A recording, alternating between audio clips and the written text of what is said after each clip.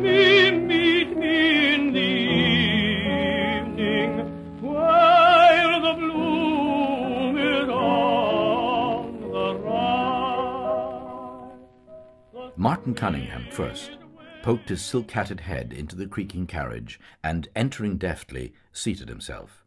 Mr. Power stepped in after him, curving his height with care. "Come on, Simon." "After you," Mr. Bloom said. Mr. Dedalus covered himself quickly and got in, saying, "Yes, yes." "Are we all here now?" Martin Cunningham asked. "Come along, Bloom." Mr. Bloom entered and sat in the vacant place. He pulled the door to after him and slammed it tight till it shut tight. He passed an arm through the arm strap and looked seriously from the open carriage window at the lowered blinds of the avenue. One dragged aside, an old woman peeping, nose white flattened against the pane. Thanking her stars, she was passed over. Extraordinary the interest they take in a corpse. Glad to see us go. We give them such trouble coming. Job seems to suit them.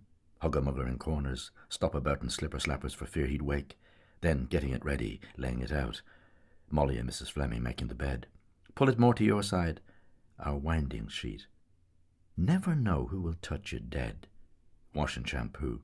I believe they clip the nails and the hair. Keep a bit in an envelope. Grow all the same after. Unclean job. All waited.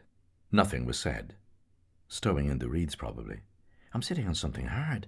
That soap in my hip pocket. Better shift it out of that. Wait for an opportunity. All waited.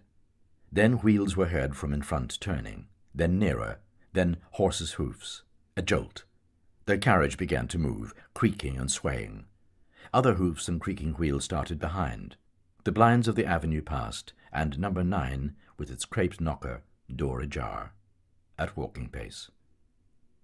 They waited still, their knees jogging, till they had turned and were passing along the tram tracks. Tritonville Road, quicker. The wheels rattled, rolling over the cobbled causeway, and the crazy glasses shook, rattling in the door frames. "What way is he taking us?" Mr. Power asked, through both windows. "Irish Town," Martin Cunningham said. "Rings End, Brunswick Street." Mr. Dedalus nodded, looking out.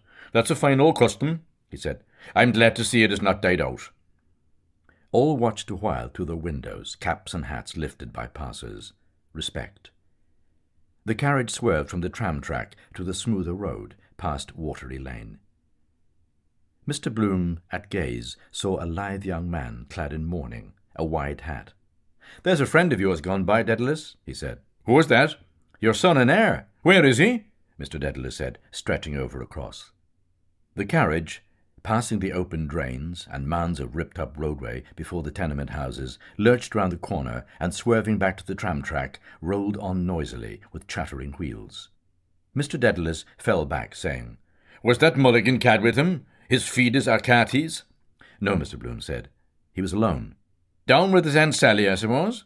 Mr. Dedalus said. "The Goulding faction, the drunken little costrawer, and Chrissy, Papa's little lump of dung, the wise child that knows her own father." Mr. Bloom smiled joylessly on Rings End Road. Wallace Brothers, the bottle works, Daughter Bridge. Richie Goulding and the legal bag. Goulding, Collis and Ward, he calls the firm. His jokes are getting a bit damp. Great card he was, waltzing in Steimer Street, with Ignatius Gallagher on a Sunday morning, the landlady's 2 hats pinned on his head, out on the rampage all night. Beginning to tell on him now, that backache of his, I fear. Wife ironing his back. Thinks he'll cure it with pills. All breadcrumbs they are, about 600% profit. "He's in with the low-down crowd," Mr. Dedalus snarled. "That Mulligan is the contaminated, bloody, double-eyed ruffian, by all accounts. His name stinks all over Dublin, but with the help of God and his blessed mother, I'll make it my business to write a letter one of these days to his mother or his aunt or whatever she is, that'll open her eyes as wide as a gate. I'll tickle his catastrophe, believe you me." He cried above the clatter of the wheels. "I won't have her bastard of a nephew ruin my son, a counter-jumper son. Selling tapes in my cousin Peter Paul McSweeney's? Not likely." He ceased. Mr. Bloom glanced from his angry moustache to Mr. Power's mild face, and Martin Cunningham's eyes and beard gravely shaking. Noisy, self-willed man, full of his son. He's right. Something to hand on. If little Rudy had lived, see him grow up, hear his voice in the house, walking beside Molly in an Eton suit. My son. Me in his eyes. Strange feeling it would be, from me. Just a chance. Must have been that morning in Raymond Terrace. She was at the window watching the two dogs at it, by the wall of the Cease to Do Evil, and the sergeant grinning up. She had that cream gown on, with the rip she never stitched. Give us a touch, Poldy. God, I'm dying for it. How life begins. Got big then. Had to refuse the Greystones concert. My son inside her.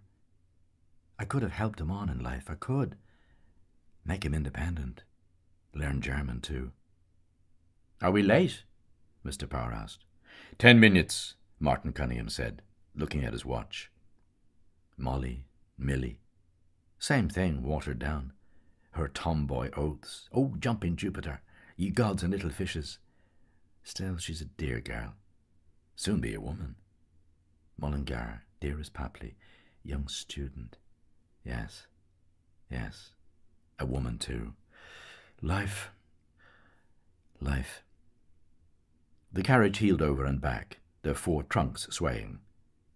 Corny might have given us a more commodious yoke, Mr. Power said. He might, Mr. Dedalus said, if he hadn't that squint trouble in him. Do you follow me? He closed his left eye,